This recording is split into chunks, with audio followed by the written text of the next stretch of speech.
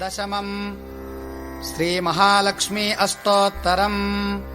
ॐ प्रकृत्यै नमः। ॐ विकृत्यै नमः। ॐ विद्यायै नमः। ॐ सर्वभूतहितप्रदायै नमः। ॐ श्रद्धायै नमः। ॐ विभूत्यै नमः। ॐ सुरभ्यै नमः।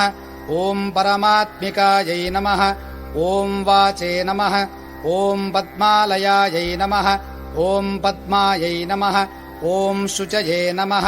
ॐ स्वाहायै नमः। ॐ स्वधायै नमः। ॐ सुधायै नमः। ॐ धन्यायै नमः।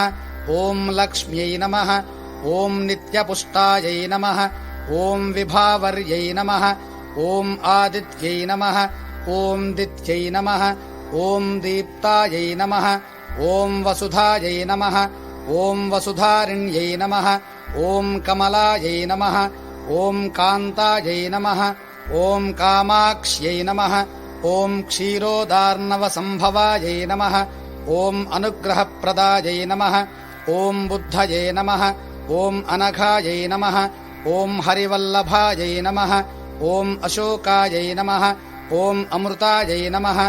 ॐ दीप्तायै नमः। ॐ लोकशोकविनाशिन्यै